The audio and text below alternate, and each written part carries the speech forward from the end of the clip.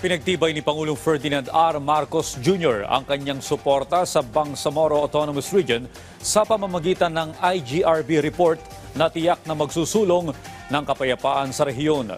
Yan ang ulat ni Alan Francisco. I reaffirm once again the national government's unwavering commitment to helping and assisting the Bangsamoro government in all its endeavors as we continue with this important process not only for Muslim Mindanao, not only for the southern Philippines, but for the entire republic. Yan ang pagbibigay diin ni Pangulong Ferdinand R. Marcos Jr. sa ceremonial turnover ng Third Progress Report ng National Government Bangsamoro Government Intergovernmental Relations Body o IGRB sa Malacanang kanina. So together, let us continue to build a future where peace, progress, and unity prevail. May our collective efforts to bring about positive change for the BARM and our nation be realized sooner rather than later.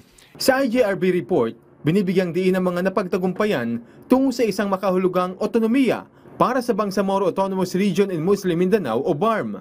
Dahil dito, sabi ni Pangulong Marcos, mas matitiyak na ang pagtutulungan ng national government at ng Bangsamoro government sa pagsusulong ng mga hangarin para sa rehiyon at sa mga mamamayan nito. Ipinunto rin ni Pangulong Marcos sa mga development sa BARM, gaya ng qualification at commissioning ng mga dating miyembro ng MILF at MNLF sa Philippine National Police at iba pa.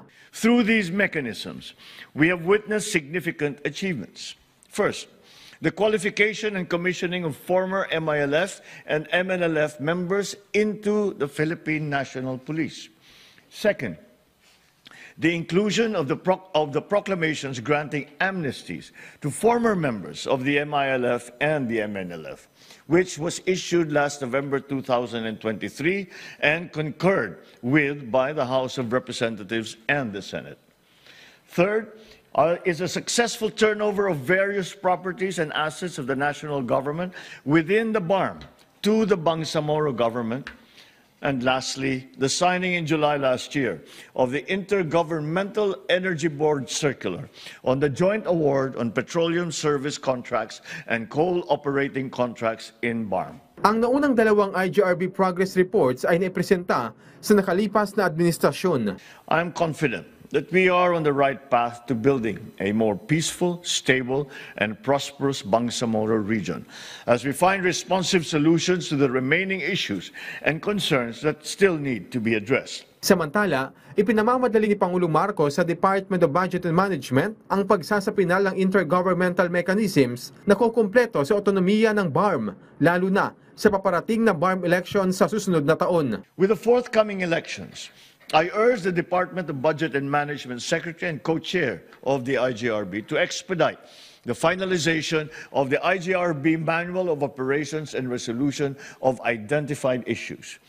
The manual will clarify the roles, the functions that facilitate a proactive monitoring of issues and establish a system of continuity amongst those mechanisms. Para naman kay House Speaker Martin Romualdez, welcome para sa kanya ang pagsusumite ng naturang progress report. Mahalagang hakbang ani ito sa pagkamit ng pangmatagalang kapayapaan at pag-unlad sa Mindanao. Makatutulong din aniya ito sa pagtugon sa mga concerns para sa epektibong pagpapatupad ng mga proyekto sa BARM.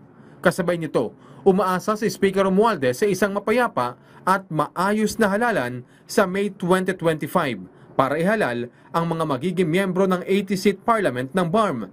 Ito ang kauna-unahang regular election sa Parliament ng Autonomous Region. Alan Francisco, para sa Pambansang TV, sa Bagong Pilipinas.